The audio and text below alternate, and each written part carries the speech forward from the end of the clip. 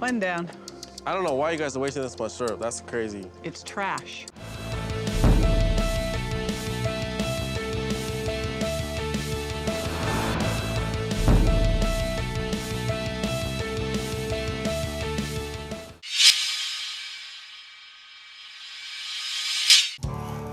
Daniel has a disturbing obsession with raw meat that he indulges several times a week. What doesn't kill you makes you stronger. His brother Bryant is hoping that a week of intense therapy with psychotherapist Dr. Dow and nutritionist JJ Virgin will convince Daniel to change. Daniel, hi there. What's up? I'm Dr. Mike Dow. Mike Dow. Nice Pleasure. to meet you. JJ Virgin. Good Pleasure. to meet you. Pleasure. I'm just going through my routine, doing my usual thing, and now here comes my brother with these like doctors, and just totally took me by surprise. Dude, what's going on? The reason these people are here is because I called them about how you like to eat raw meat. I don't know if you really know how much this can affect your health, so they want to help you. Oh, okay, but I don't think I need help. I really do hope that they can just strike some chord with Daniel, but I know it's going to be hard. So I'm hearing that you're not convinced at all that this could be dangerous to you. That's absolutely right. You're making a joke of all of this that could kill you. What's up with that? I don't think it's that big of a deal. Driving's more dangerous, I think. Well, you know, things are a decision. You wouldn't drive on the wrong side of the street. No. And I hear a lot of these rationalizations, and all the rationalizations are geared towards you continuing to eat raw meat. That is correct. Absolutely. So it sounds like what you need is some information. Would you be willing to come with us so we can show you a few things and possibly change your mind? All right, but you got a big chore ahead of you, I'll just say that. I feel like they're talking down to me. It felt like a fight with me against 3 people. They were attacking me, not just my eating habits. Thank you. Since Daniel refuses to acknowledge the risks of eating raw meat, Dr. Dow and JJ want to introduce him to someone who can show him the danger he is facing. My name is Dr. Mike Carragher. I'm a board-certified family medicine physician. Raw beef is covered with microscopic organisms, viruses, as well as parasites. Okay. They're not visible to the human eye, but nonetheless, they're there. Right.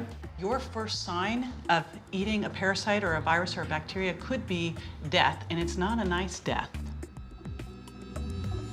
I haven't died yet. If we showed you evidence, would that help you to make some changes in your life? I don't know, I really like it, and I really don't want to change. I see this cavalier attitude, this defensiveness. Daniel needs to put down his denial and accept that what he is doing has real consequences. To determine exactly what these consequences entail, Dr. Carragher wants to run some tests on one of Daniel's favorite foods. This is some ground chopped meat, which we got from your refrigerator. The test tab will reveal if E. coli is present in the ground beef.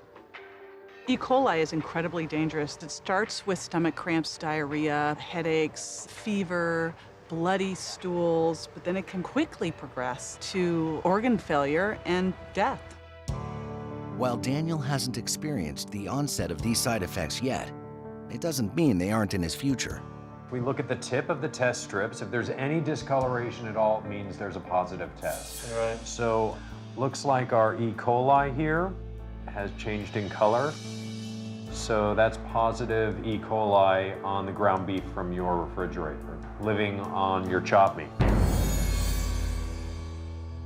The E. coli test they did came up positive, but I don't think it's a real biggie because I think my body's naturally made to fight this type of thing.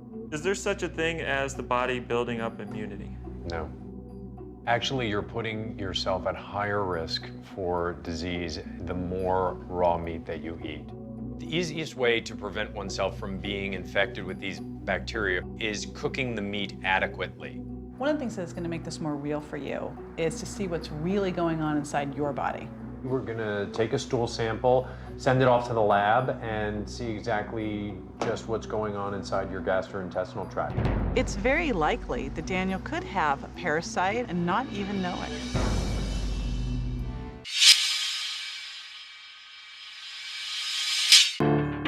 "20-year-old Amy is addicted to cola, consuming nearly 30 cans every single day. At her family's urging, Amy has begrudgingly agreed to meet with freaky eater specialists to discuss her problem. Hello, Hi. How are you, Amy? Good. I'm JJ Virgin. Nice to meet you. I am going to be your nutrition expert. It's good to meet you. You too. And I'm Dr. Mike Dow. I'm an eating disorder expert and psychotherapist. Okay. Your mom and your brother, they're a little worried about your cola consumption. Yeah, I know. I understand my mom is scared for me, but it is what it is, and hopefully she doesn't have to be scared anymore. Are you concerned about your health? I am. I think Amy is somewhat open to change. I hope that the things that JJ and I are going to do with her increase that motivation. Amy claims that she wants to be healthy, but Dr. Dow and JJ believe that shock therapy is the only way for her to understand the seriousness of her addiction. Wow.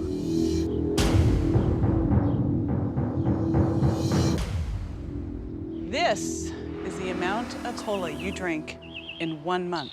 Those are a lot of boxes. 37 cases. The average person drinks 1 case. In a cola, it starts with tap water. Then they add sugar, phosphoric acid to make it bubbly, and caffeine. I ain't got nothing to say. It looks like she doesn't really care. I get the sense that really the stakes may not be high enough for Amy. We have some more to show you. Wow, okay. Dr. Dow and JJ showed me a pyramid of soda. I know that's a lot, but it just doesn't, affect me.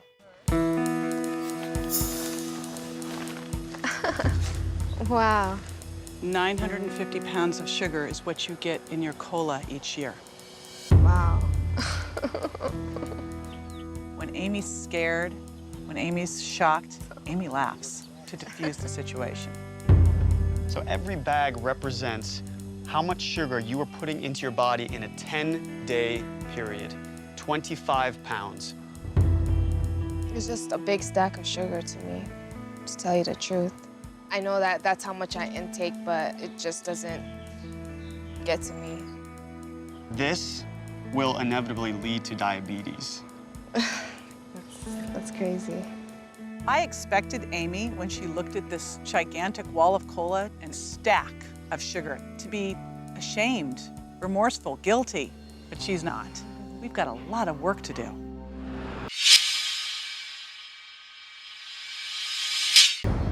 Daniel has been pouring maple syrup on everything he eats since childhood and doesn't believe he has a problem. Oh, show me the evidence.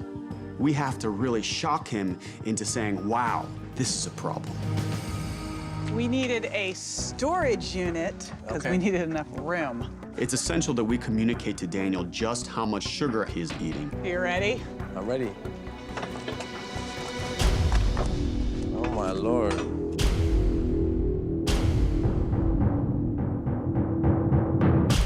That is a lot of sugar right there. We used a storage container to stash 912 pounds of sugar, 2 years worth of what he's eating. Yeah, So- 2,000 calories a day of sugar that you're downing. A man should have no more than 9 teaspoons of added sugars a day. Guess how many you do? More than that.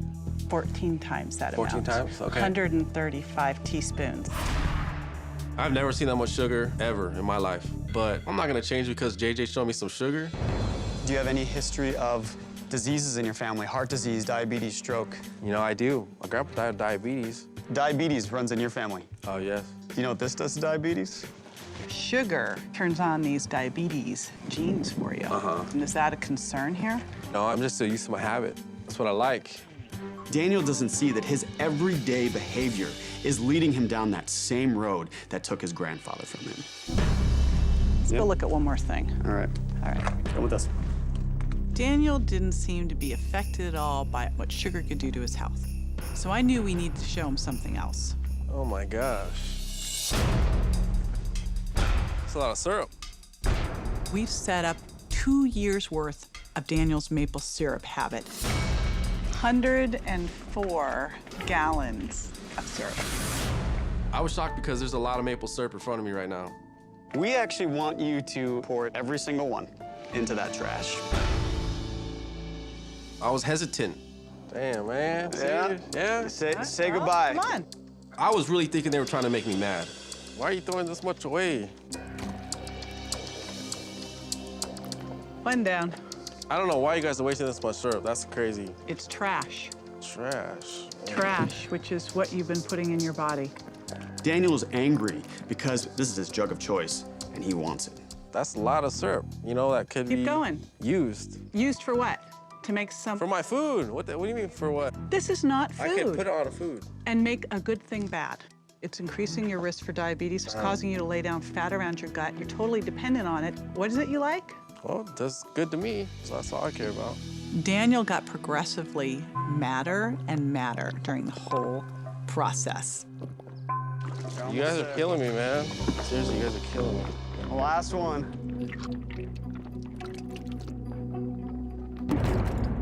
You look pissed. It didn't really affect him. There was that tough guy attitude that said, so what? I'm still not gonna change. When you pour that into your body, it's like treating your body like a trash can. Well, I don't see it that way. Yet. Even after the shock therapy, Daniel still's pushing back. Come with us. Come with I'll us. show ya. I'm not really sure if we're gonna be able to get through to this guy.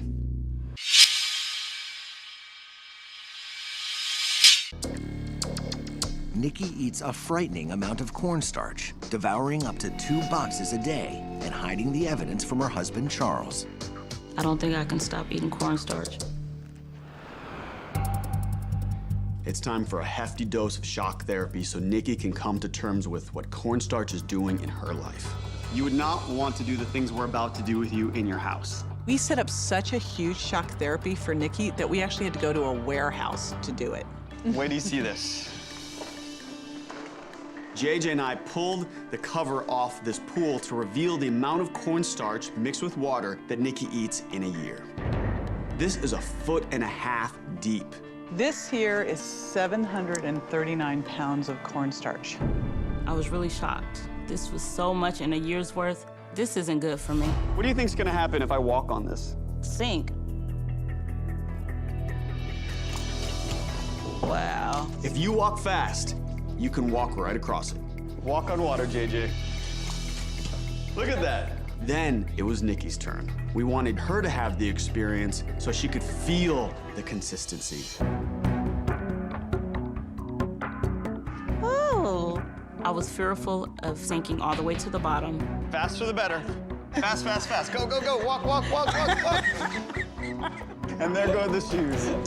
Uh-oh, uh-oh.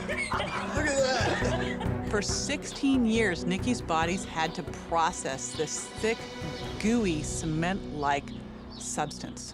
You can actually walk across it. If Nikki continues eating cornstarch in the amounts that she is eating it, a blockage and surgery could be in her future. That's crazy. I was thinking, this is what I have been consuming in my body. I was really, really worried, but I was trying not to show that. We got one last thing to show you. Come over here. I was like, oh my gosh, what are they gonna do to me next? Gotta put some hazard clothing on.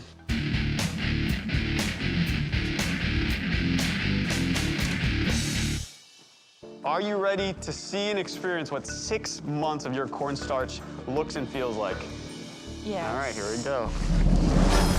What? Whoa, whoa! It looked like a volcano had erupted.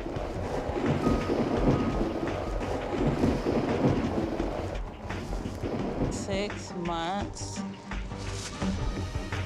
I was speechless of how much cornstarch was in that warehouse. Now that you've seen it, now that you've walked across it, inhaled it, what do you want to do with this in your life? I want to give it up. All right. I think Nikki's overall reaction is one of acceptance, of saying, yes, I do have a problem. A cornstarch snow angel here? You can walk across it, but it's not good for eating. The experiment in the warehouse was a wake-up call for me.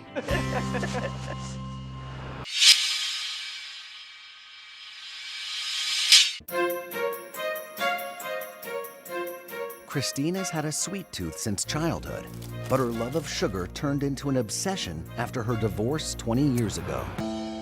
With Christine trapped in a downward spiral of addiction, Dr. Dow and JJ want to show her where her current path is headed. The whole point of the shock therapy is for her to make that extreme connection that what she's putting into her mouth is is going to put her into the grave. Oh my God. It was a grave made out of sugar. You got to be kidding.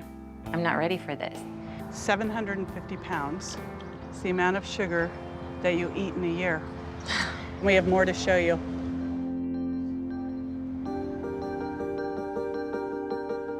I've seen bad eating habits over the years, but I've never seen sugar intake like this. Do I get to take this home? Do you know what that sugar does to you? It increases your risk of every major disease. Heart disease, osteoporosis, diabetes. Eventually, we're all going to die. I just don't want to know. Christine, you're using a lot of avoidance because you don't really want to come to terms with what this truly means for you and your life. So when the grandchild comes over, what do you feed them? What does this signify? Is this love? Well, that's what they like. Kids like sugar. Why don't you ask your son what his favorite memory of you and your relationship was? Was it sugar cookies? That's not why I got excited to see you. It was spending time with you that brought me to visit you. Addiction is not just affecting you, it's affecting your son. And we've asked him to write to the Christine that is going down this path. Christine loves her son so much. If she realizes that she is also hurting him, maybe that will be the thing that is going to give her enough strength to do whatever it takes to treat this addiction. Kevin, would you mind reading that for us? Mom, you and I went through a lot of life's challenges together. You lived every day of your short time on Earth to the fullest and never regretted anything. That being said, you were extremely careless and selfish with how you took care of your health. You continued to binge and indulge in a sugar addiction, even when you knew it could kill you. That decision ultimately left me without a mom. I love you so much, Mom, forever and always. Your only son, Kevin. When Kevin read those words, that's when I knew I was ready to make the change. You ready to take that journey? Let's get rid of it. Goodbye. Get rid of it. I know it's not going to be easy because in order for something to work, it has to be a little bit of a struggle. That's when you really, really learn your lesson.